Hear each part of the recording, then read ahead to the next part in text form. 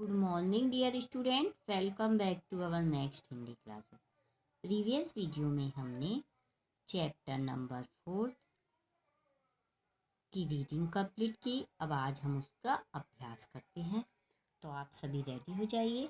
Chapter number 4 और page number 29। अब देखिए फर्स्ट नंबर पे लिखा है मौखिक अभिव्यक्ति, है ना। मौखिक अभिव्यक्ति यानी कि आपको लिखना नहीं है, सिर्फ इसको बोलना है। अब देखते हैं पहला प्रश्न क्या है। तो लिखा है निम्नलिखित प्रश्नों की मौखिक उत्तर दीजिए। का नंबर पर दिया है लेखक तीसरे दर्जे में कहाँ पढ़ा करता था। ठीक है, तो इसका उत्तर क्या है कि लेखक तीसरे दर्जे में मथुरा के अग्रवाल विद्यालय में पढ़ा करता था। सेकंड नंबर का क्वेश्चन है लेखक को किस चीज का ज्ञान विरासत में मिला था। तो उत्तर है इसका लेखक को संगीत का ज्ञान विरासत में मिला था। गा नंबर का क्वेश्चन है लेखक को चुपचाप खिसियाया सा खड़ा देखकर अध्यापक ने क्या समझा। अब लेखक को चुपचाप खिसियाया सा खड़ा देखकर लेखक ने समझा किसी से मारपीट करके आ रहा है या खुद पीट कर आ रहा है। अगला देखिए घ नंबर का अध्यापक ने लेखक को तुक के बारे में क्या समझाया। लेखक ने अध्यापक ने लेखक को तुक के बारे में समझाया कि जो समस्या की दी जाए तो उसकी पहले 4 तुक जमा लेना और इसके बाद आगे का शब्द लिखते जाना। ठीक है, अब अगला क्वेश्चन है समस्या पूर्ति के लिए कितना समय दिया गया। तो उत्तर है इसका समस्या पूर्ति के लिए 1 घंटा दिया गया। अब अगला देखिए 4 नंबर का कविता सुनाने से पहले लेखक ने किसका स्मरण। तो उत्तर क्या है इसका कविता सुनाने से पहले लेखक ने हनुमान जी का स्मरण किया। अब उस समय लेखक की उम्र कितनी थी। उस समय लेखक की उम्र 9-10 वर्ष की थी। ठीक है, तो ये आपके मौखिक अभिव्यक्ति खत्म हो गई। अब हम किस पे आते हैं लिखित अभिव्यक्ति। अब लिखित अभिव्यक्ति में क्या है सही उत्तर पर सही का निशान लगाइए। तो का नंबर पे है श्री नवनीत चतुर्वेदी खड़ी बोली के प्रसिद्ध लेखक थे, ब्रजभाषा के प्रसिद्ध लेखक थे और एक सुप्रसिद्ध संगीतकार थे। ठीक है, तो इसका आंसर क्या है ब्रज भाषा के प्रसिद्ध लेखक थे, तो आप इस पे टिक करिए। अब अगला देखिए खा नंबर का अंत में साहस करके लेखक ने कह दिया कि मैं जो कविताएं यहाँ सुनाया करता हूँ वे सब पराई होती हैं।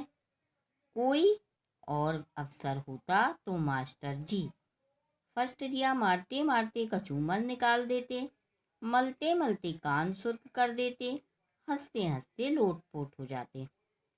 तो कौन सा सही है बेटा मलते मलते कान सुर्ख कर देते। ठीक है, तो आप इस पर टिक करिए। अब अगला देखिए निम्नलिखित पंक्तियों का भाव स्पष्ट कीजिए। का नंबर पे दिया है सरस्वती के दरबार में मेरा प्रवेश राजपथ से नहीं हुआ, नहीं तो मैं चोर ना वहां तो मैं चोर दरवाजे से दाखिल हुआ। ठीक है, तो इसके भाव स्पष्ट करना यानी लेखक कहना क्या चाह रहे हैं। तो इसका भाव है कि मैं कभी बनना नहीं चाहता था, ठीक है, परंतु बन गया। देखिए अगला देखते हैं खा नंबर पर मेरी आंखों की आर्द्रता और मुंह की बेबसी ने उनकी रुखाई को ठंडा कर दिया। अब इसका भाव क्या है कि मास्टर जी का गुस्सा ठंडा हो गया, नहीं तो मास्टर जी क्या करते चिल्लाते, तो मास्टर जी का गुस्सा ठंडा हो गया। अगला देखिए, घड़ी भर में मैं चोर से साहूकार बन गया। तो गोपाल प्रसाद की पहली कविता ने ही उन्हें क्या बना दिया? चोर से साहूकार बना दिया, कवि बन गए वो। ठीक है, पहली कविता। अब आगे आप अपनी क्या निकाल लीजिए, अब CW कॉपी निकाल लीजिए। अब CW कॉपी में हम सबसे पहला क्या डालेंगे? चैप्टर नंबर 4 और शीर्षक है मैं कवि कैसे बना। फिर लिखेंगे शब्द और अर्थ। अब शब्द है क्रंदन, क्रंदन का क्या है? रुदन।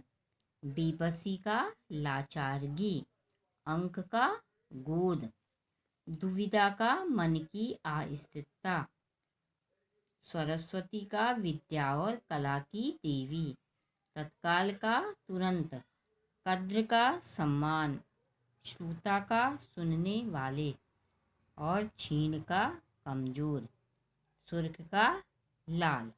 ठीक है बच्चों, आपके ये शब्द अर्थ कंप्लीट हो गए। अब अगला दिया है आपका क्वेश्चन नंबर 3। उसमें दिया है निम्नलिखित प्रश्नों की उत्तर दीजिए, है ना। पेज नंबर इस पे पेज नंबर 30 पे।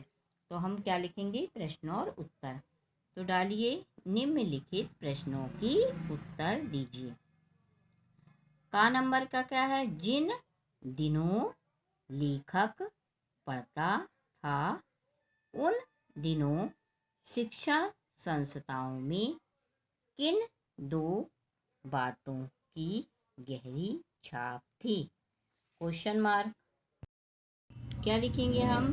का नंबर का क्वेश्चन, जिन दिनों लेखक पढ़ता था उन दिनों शिक्षण संस्थाओं में किन दो बातों की गहरी छाप थी? Question mark. उत्तर लिखिए। समाज सुधार और राष्ट्रीयता दोनों की ही गहरी छाप थी।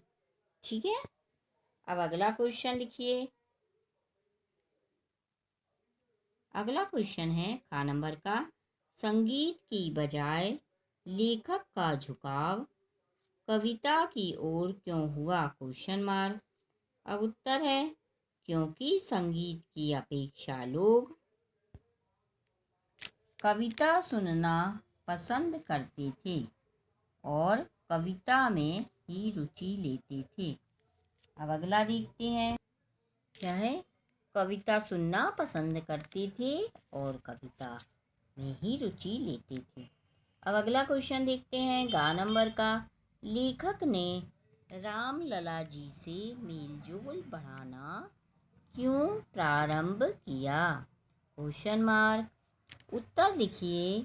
रामलला जी कवित्र सवैये थे, यानी कविता के लिखते थे, पढ़ते थे दोहे।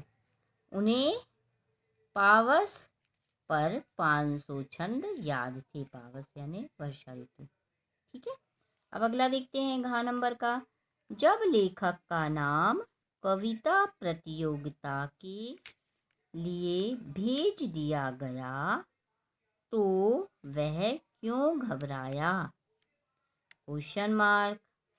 उत्तर देखते हैं क्योंकि वह जो कविताएं सुनाता था वह क्या थी? पराई थी, दूसरों की सुनाते थे। वह घबरा गया था कि प्रतियोगिता में वह कुछ बोल पाएगा या नहीं। ठीक है, अगला देखते हैं। कविता प्रतियोगिता में पहुंचकर लेखक के मन में संकोच क्यों नहीं रहा? Question mark. अगला देखते हैं, उसका आंसर लिखते हैं क्योंकि मास्टर जी ने बहुत अच्छी तरह कविता समझा दी थी।